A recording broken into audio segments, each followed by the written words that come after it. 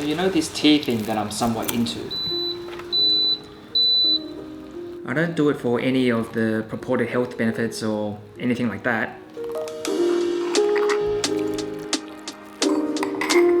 I'm somewhat obsessed with tea simply because I just like drinking the stuff. And especially the good stuff. Like with the variety of flavor experiences to be had, the depth, the sensations that these kind of teas leave you with. I mean, this stuff really can be quite addictive.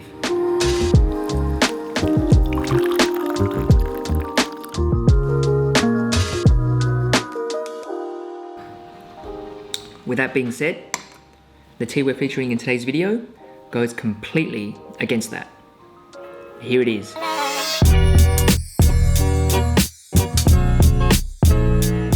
So this is a Hutou Gan, or also known as a Swan Gan cha, or Hakka Pomelo tea. Actually, I'm not even sure if this should still be considered tea anymore. Like, it's more herbal medicine than it is tea, really. So what is Hutou Gan exactly?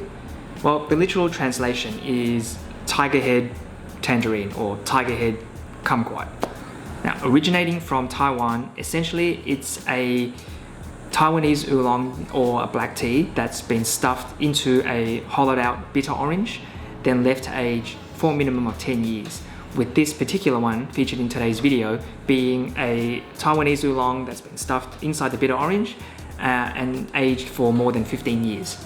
And so in Taiwan, bitter oranges are often brought as ornamental fruits with their large size, beautiful color and long shelf life, making them very popular to have around the house during the Lunar New Year period. And so it's considered an auspicious fruit, symbolizing longevity, prosperity in the year to come.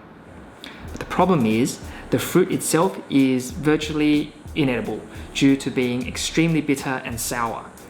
But that didn't stop the Hakka people of Taiwan from figuring out a way to use up all these bitter oranges that they had lying around after the Lunar New Year period. So upholding their ancestral values of cherishing items, so instead of discarding the bitter oranges post Lunar New Year, they would instead hollow out the rinds of the fruit, mix the fruit pulp with an oolong or a black tea before repacking them all inside the citrus rind. They would then roast, press, steam, and dry the bundles of fruit and tea before aging them. So it's a labor-intensive and time-consuming process, with the value of these fruit and tea bundles increasing with age. So traditionally, this tea has been used as a kind of herbal medicine to fight colds and flus. It's a tradition of the Hakka people that has been passed down from generation to generation, and yeah, it's more medicine than it is a tea that people would drink out of kind of pure enjoyment. So how does one even begin to brew this? Well, first, we need to break it up.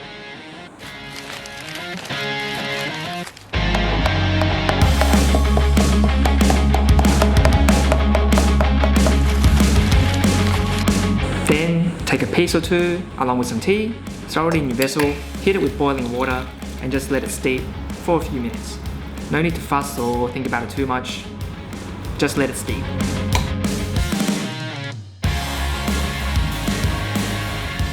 Now, this isn't the type of tea to be enjoyed Gongfu style over multiple infusions, where you appreciate all of its subtleties and complexities and noting how the flavor changes over the different infusions. Now, this tea here, remember, it was created to be a kind of like herbal medicine, basically, and I find it's at its best when it's steeped long and hot, where you're trying to extract every ounce of kind of medicinal goodness out of this, making it deeper, darker, and you just extract everything out of it and you slowly sip on it and enjoy it throughout the day.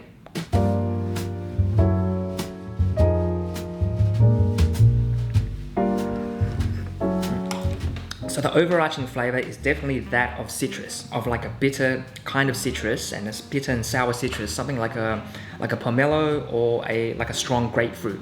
And there's definitely a sharp acidic bite at the beginning, followed by this kind of mouth-filling bitterness. And I find that in terms of the tea itself, like I'm not really getting, like I don't think the tea itself, that goes inside the fruit, like really contributes that much in terms of the actual flavor of this drink. Like I'm not really, like if you're telling me that this is an oolong tea, I'm not really tasting a lot of that sort of oolong complexity, like those floral, fruity kind of notes that you normally get with an oolong tea. Like I'm not really getting that in this. Like it's definitely overtaken by the citrus, and the citrus of the bitter orange. Like that's definitely the forefront, the most predominant flavor note here. But I find even though the tea itself doesn't contribute much in terms of actual flavor, where it does play a role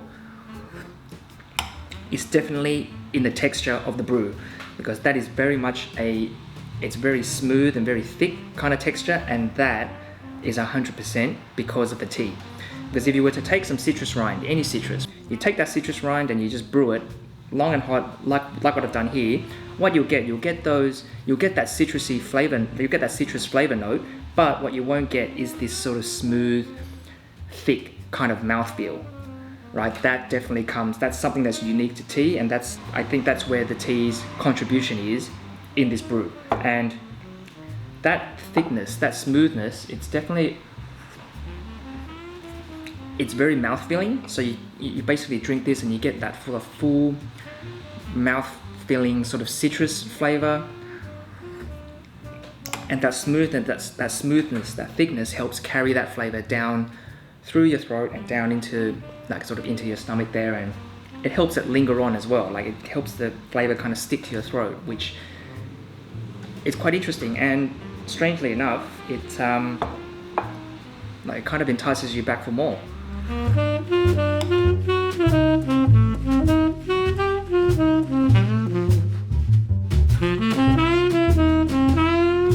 So like with other aged teas such as ripe pu'ers and other kind of fermented style dark teas, the Hutou Gan is said to have a whole raft of health benefits that come with the brew, with its medicinal qualities increasing with age. Not only is the tea meant to aid in digestion, it also helps relieve coughs and helps loosen phlegm. And I mean, if that's the case, I'd much prefer to drink this than say your standard cough medicines. And if I'm being totally honest,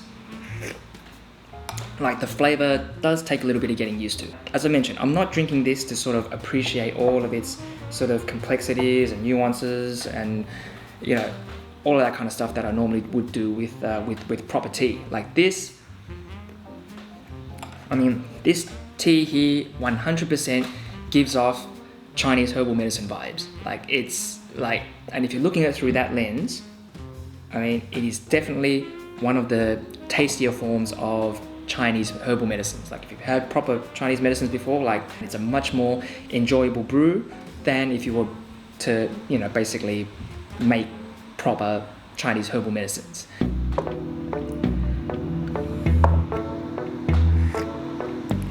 And there's also something just incredibly warm and soothing about this tea. Like,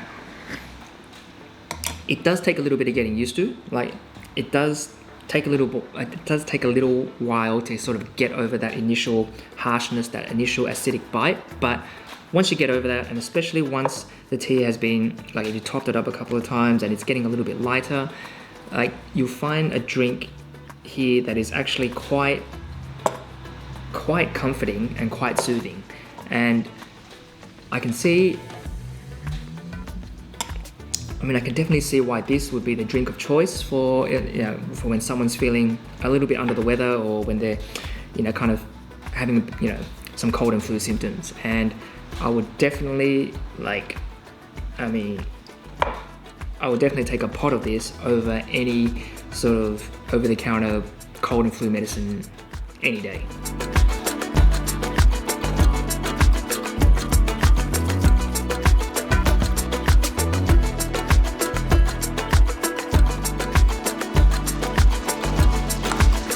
Anyway, that's the end of our video today. Hope you enjoyed it. If you did, please hit that like button and subscribe to our channel if you haven't already.